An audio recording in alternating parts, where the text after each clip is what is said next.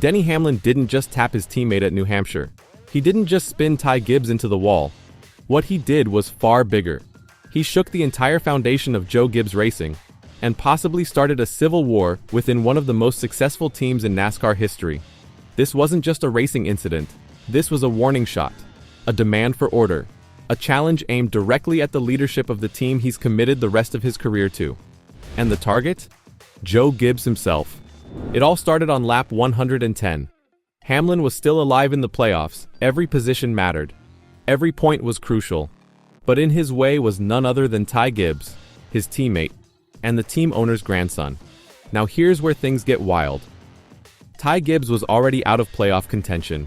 Most drivers in his situation would step aside, especially when a fellow team member is fighting for a championship. But Ty didn't. He raced Hamlin hard for 11th place. Yes, 11th, like he was defending the lead at Daytona. He didn't back off, and Hamlin had enough.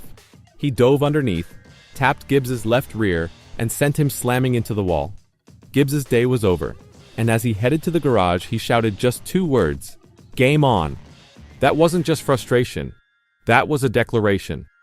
A signal that whatever harmony was left at Joe Gibbs Racing had just been shattered. And what makes it even worse? This wasn't just any crash.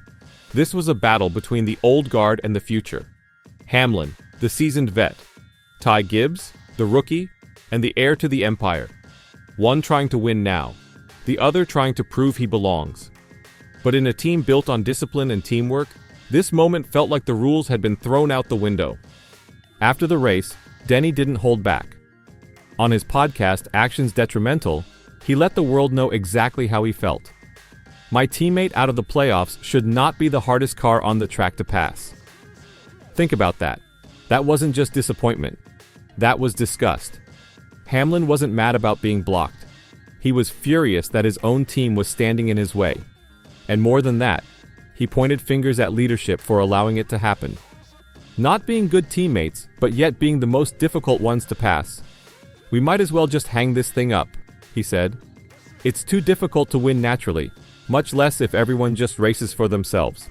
And here's the real kicker. Denny Hamlin has never been the guy to throw his own team under the bus. He's been the loyal soldier, the company man, the backbone of JGR. So when he goes public with this kind of frustration, that means something is seriously wrong. The trust is breaking. The communication is failing. And now, fans are wondering, if Denny Hamlin is this angry, what kind of chaos is going on behind closed doors? In NASCAR, there's an unspoken code. If you're out of the playoffs, you help your teammates who are still in it. You don't block them, you don't wreck them, and you definitely don't become the reason they lose a championship. Most teams live by that rule. But at Joe Gibbs Racing, that line just got completely blurred. And the worst part? Joe Gibbs himself didn't seem too bothered. When asked about the crash, he said, "It's always the drivers that have to handle that. They're the ones that got the wheel." Sounds like leadership is passing the buck. And that might be the most dangerous part of all. This is where it gets even trickier. Ty Gibbs isn't just a driver. He's family. He's the grandson of Joe Gibbs. He's the future of the organization. And that changes everything. If Joe Gibbs steps in and defends Hamlin, it could look like he's turning his back on his own blood. But if he backs Ty, he risks losing the guy who's been the heart and soul of his team for nearly 2 decades. There's no easy choice. Every move has consequences. And right now, the whole garage knows it. But Hamlin wasn't done. He made it very clear. This can't be solved with a handshake in the hauler. "Me and Ty are going to be on different opinions," he said. "That's why you need leadership to step in and say, 'This is how we want it done.'" Then he dropped the hammer. "Whatever those rules are, I'll play by those rules." That wasn't a request. That was an ultimatum.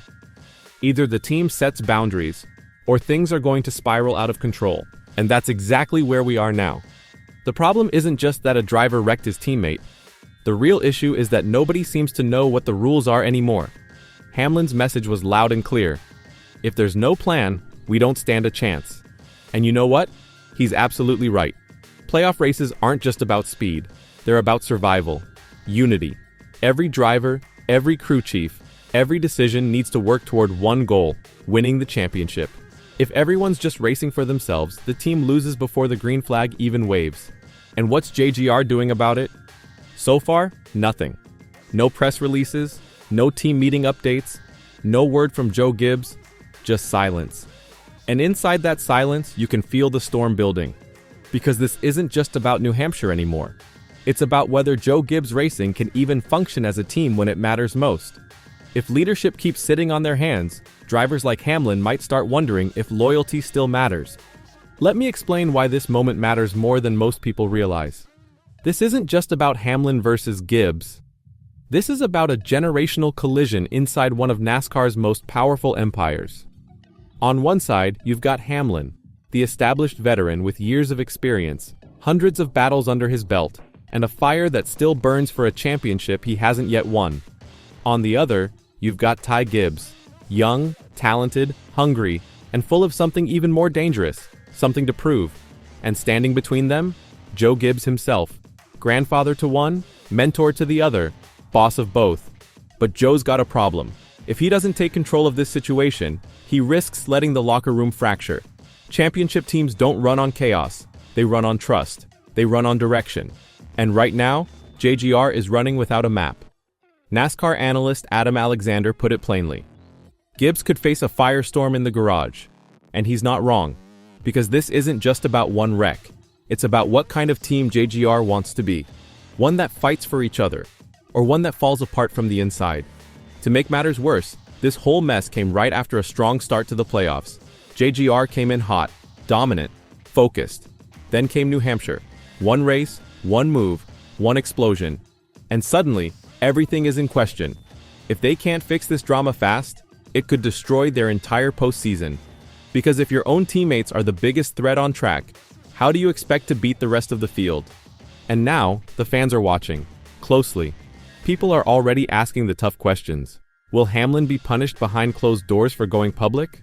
Will Ty Gibbs face any kind of accountability? Or will his last name shield him from the fallout? And maybe the most important question of all, is this the beginning of the end for Joe Gibbs Racing as we know it? Because let's be honest, this kind of conflict isn't normal. NASCAR drivers know better. They know when to race hard and when to race smart. So when something like this happens, when a playoff contender gets wrecked by his own teammate and no one in leadership steps in to stop it, that's not just bad luck, that's failure. That's a system breaking down in real time. And that's why Hamlin spoke out. Not to stir the pot, but to sound the alarm. He's been loyal. He's been quiet. But he's also been patient. Too patient. And now that silence has turned into a roar. He's not asking for special treatment. He's asking for direction, for rules, for leadership. Because without that, there is no team. There's just chaos wearing the JGR logo. So now the spotlight turns to Joe Gibbs. What's he going to do? Back his veteran? Protect his grandson? Or finally step into the storm and lead like everyone knows he can? Because doing nothing isn't an option anymore. Not when the drivers are calling each other out. Not when the championship is on the line. Not when the future of the organization is at risk. Hamlin has drawn his line in the sand. He's not backing down. And Ty Gibbs? He made his feelings clear too. Game on. Those two words might have sounded simple in the heat of the moment, but they could end up defining the next chapter of Joe Gibbs Racing. This drama isn't over. Not by a long shot. The next race, the next meeting, even the next podcast episode could light another fuse. And if this team doesn't get its act together fast, the next explosion could be even bigger than the last. So let me leave you with this. If you were Joe Gibbs, what would you do? Would you choose experience or legacy? Would you back the driver who's been your cornerstone or the one who carries your name? Because in the end, someone's going to lose. The question is, who?